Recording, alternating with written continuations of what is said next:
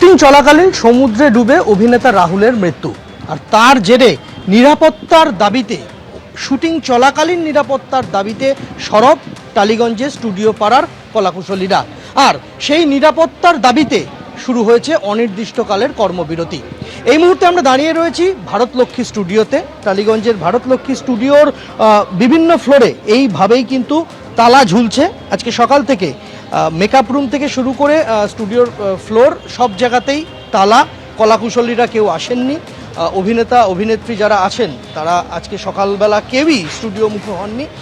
এই ভারতলক্ষ্মী স্টুডিওতে দুটি ধারাবাহিকের শুটিং চলছিল। একটি কোণে দেখা আলো আর একটি সংসারে সংকীর্তন নামক একটি ধারাবাহিক। দুটি ধারাবাহিকই আপাতত শুটিং বন্ধ থাকবে। তার কারণ কলাকুশলীরা তারা অনির্দিষ্টকালের কর্মবিরতিতে চলে গিয়েছেন আজ থেকে নিরাপত্তার দাবিতে।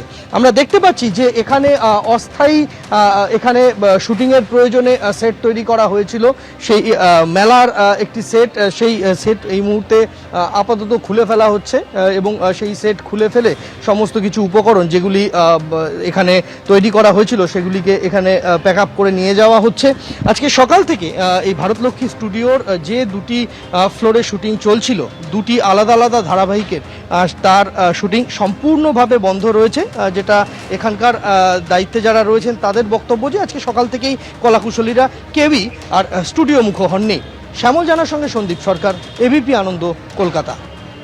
আমরা আপনাদের সরাসরি নিয়ে যাব টেকনিশিয়ান স্টুডিওতে। আমাদের প্রতিনিধি মনামি রায় রয়েছেন আমাদের সঙ্গে। মনামি, একদিকে কলাকুশলীরা তারা ঐক্যবদ্ধ হয়েছেন, একটা লিখিত এসওপি তারা দাবি করছেন এই ভয়ানক একটা ঘটনার পরে, কিন্তু চ্যানেলের পক্ষ থেকে, কোনো চ্যানেলের পক্ষ থেকে প্রতিনিধিরা তারা কি বৈঠকের জন্য এসে পৌঁছেছেন?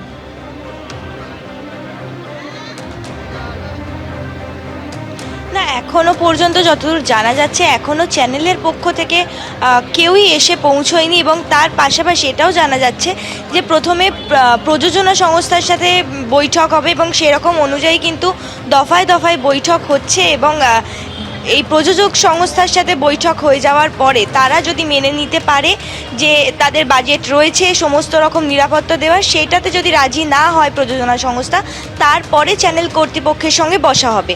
তার জন্য চ্যানেল কর্তৃপক্ষকে ডাকা হয়েছে, কিন্তু তারপরেও এখনও পর্যন্ত তারা কিন্তু কেউই এসে পৌঁছয়নি।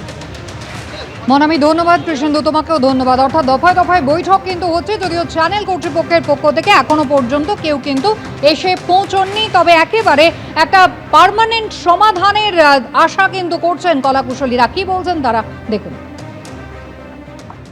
তো আজকে আমরা সবাই মিলে এক জায়গা হলে, শুধু আজকে থেকে বাড়ি বসে গেলাম কাজ বন্ধ, এটা করছি না। আমরা সবাই এক জায়গায় এখানে আসছি এবং সেটা শুধু আর্টিস্ট নয়, আর্টিস্ট, টেকনিশিয়ানস সবাই, মানে কলাকুশলীরা, শিল্পীরা সবাই মিলে এক জায়গায় আসছি। ডিরেক্টরদের মানে ফেডারেশন বলবো না আমি, ডিরেক্টর গিল্ডের যারা সবাই, তারাও সবাই আসছেন, সবাই এক জায়গায় হচ্ছি।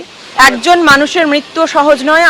আমরা এতজন আর্টিস্ট, কলাকুশলী, আমাদের জীবনও এত সহজ নয় না। সেই জন্য এমনি তো এই জায়গাটা শুরু হয়নি। কাজ বন্ধ করতে কেউ চায় না, সবার ক্ষতি। সব থেকে বড় কথা, আমাদের ইন্ডাস্ট্রিতে আমরা কাজ করলে তবে আমাদের রোজগার হয়। মানে এতটা ক্ষতি আমরা সহ্য করেও এরকম একটা পদক্ষেপ নিচ্ছি, মানে সেরকমই একটা কোনো স্ট্রং কিছু ভবিষ্যতেও হতে চলেছে। এবিপি আনন্দ, এগিয়ে থাকে, এগিয়ে রাখে।